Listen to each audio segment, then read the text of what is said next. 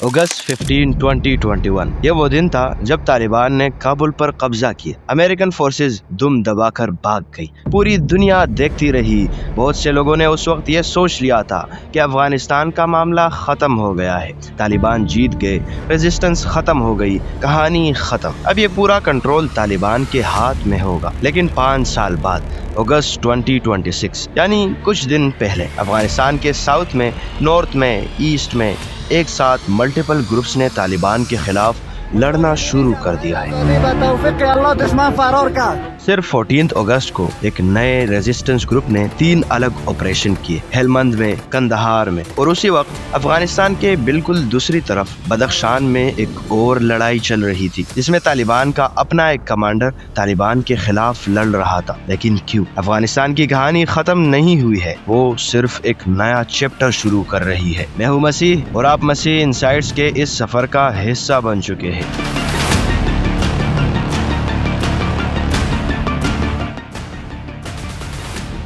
आज हम अफगानिस्तान की बिल्कुल लेटेस्ट सिचुएशन देखेंगे जो अभी इस वक्त हो रही है। कौन है ये रेजिस्टेंस ग्रुप्स, क्यों लड़ रहे हैं और तालिबान के लिए आगे क्या होगा। सब कुछ सिंपल, क्लियर और फैक्चुअल।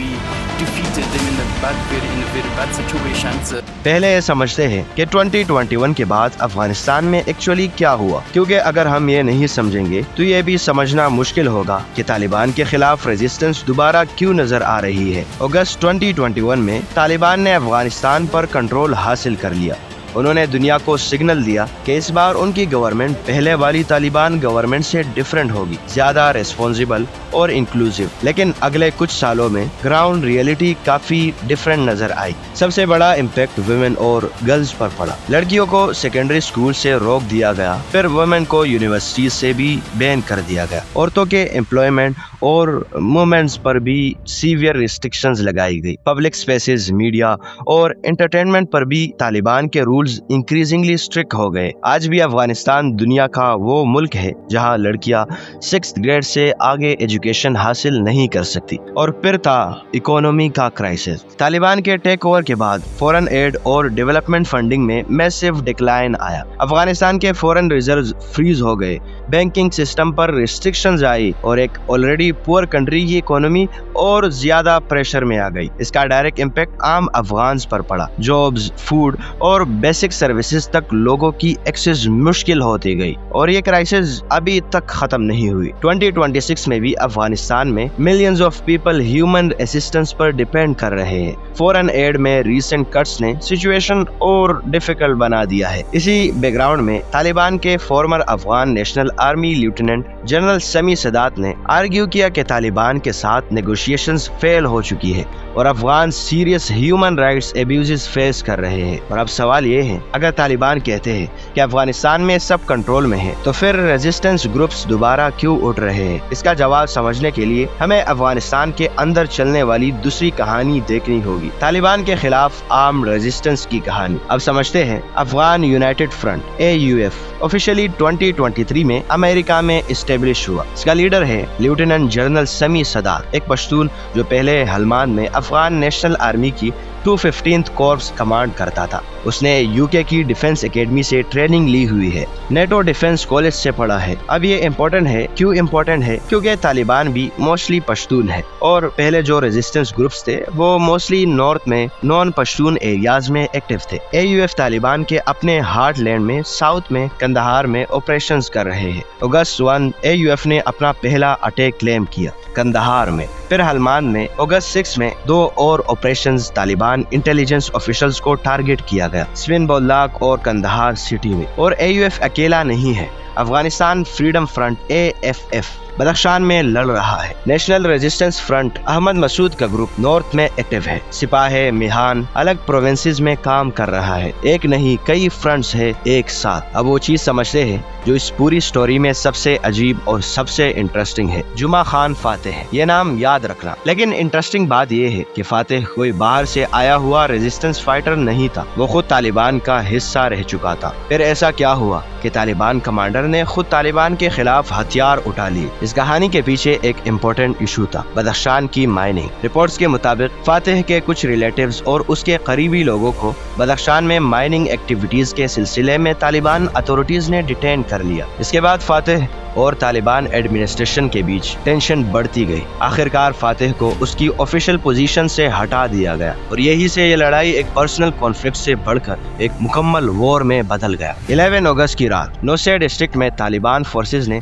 फातिह फाइटर्स के पोजीशंस पर अटैक किया। अगले दिन फातिह ने एक ऑडियो मैसेज में अपने लोगों को कहा, the people should start fighting, यानी अब बात नेगोशिएशंस की नहीं थी। फातिह ने ओपनली तालिबान के खिलाफ रेजिस्टेंस का खोल दे दिया था। उसके बाद फाइटिंग और इंटेंस हो गई। रिपोर्ट्स के मुताबिक फातिह के फाइटर्स ने दोबी सरकोह में तालिबान के 2 आउटपोस्ट कैप्चर कर लिए। शोरियन, जोएदारा और शाख दारा जैसे एरियाज में भी तालिबान का कंट्रोल चैलेंज हुआ, जबकि नुसा का डिस्ट्रिक्ट सेंटर तालिबान के पास रहा। तालिबान ने जवाब में सिर्फ लोकल फोर्सेस पर डिपेंड नहीं किया। काबुल, कुंदुज और बल्ख से री इन्फोर्समेंट भेजी गई। हेलीकॉप्टर्स और ड्रोन्स भी एरियाज में ऑपरेट करने लगे और फातिह के पोजीशंस पर एरियल अटैक की रिपोर्ट सामने आई। और फिर एक और ड्रामेटिक क्लेम सामने आया। 13 अगस्त को एक तालिबान मिलिट्री हेलीकॉप्टर नौशे के आसपास क्रैश हुआ। लोकल रिसोर्सेज ने क्लेम किया कि फातिह के फाइटर्स ने उस हेलीकॉप्टर को शूट किया है, लेकिन इम्पोर्टेंट बात यह है, इस क्लेम को अफगानिस्तान इंटरनेशनल इंडिपेंडेंटली वेरीफाई नहीं कर सका और तालिबान ने भी क्रैश की वजह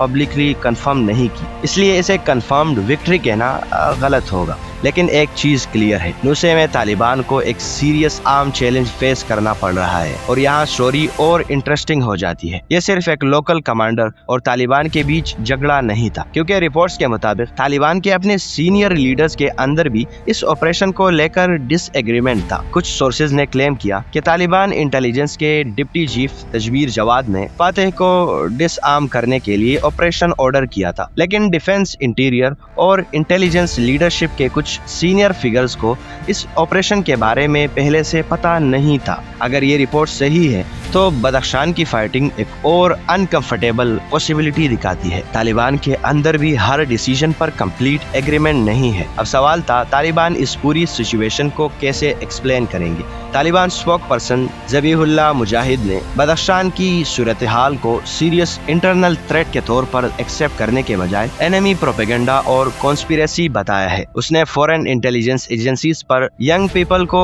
अनरेस्ट के लिए इनकरेज करने का इल्जाम भी लगाया। यानी तालिबान का मैसेज सिंपल था, गवर्नमेंट कंट्रोल में है, सिचुएशन को एग्जेजरेट किया जा रहा है, लेकिन ग्राउंड पिक्चर कुछ और दिखा रही थी। काबुल और दूसरे प्रोविंसेस से फौज यानी तालिबान या मुजाहिदीन को बदख्शान की तरफ रवाना होना, हेलीकॉप्टर्स और ड्रोन्स एरियाज में ऑपरेट करना और नौशे के कुछ पार्ट्स में इंटरनेट और कम्युनिकेशन सर्विसेज कट करना, ये सब यही दिखाता है कि कुछ तो गलत है या गलत चल रहा है। एक तरफ ऑफिशियल स्टेटमेंट कह रहा था सिचुएशन कंट्रोल में है, लेकिन दूसरी तरफ ग्राउंड पर कुछ और ही चल रहा था। और दुनिया के दूसरे कॉन्फ्लिक्ट्स में भी यही हम देखते हैं। जब कोई गवर्नमेंट कहती है सब नॉर्मल है, तो असली पिक्चर समझने के लिए सिर्फ स्टेटमेंट नहीं, ग्राउंड पर हो रहे एक्शंस को भी देखना पड़ता है। बदख्शान में भी सवाल सिर्फ ये नहीं था कि जुमा खान फातिह तालिबान से लड़ रहा है या नहीं। असली सवाल ये था, क्या ये सिर्फ एक आइसोलेशन है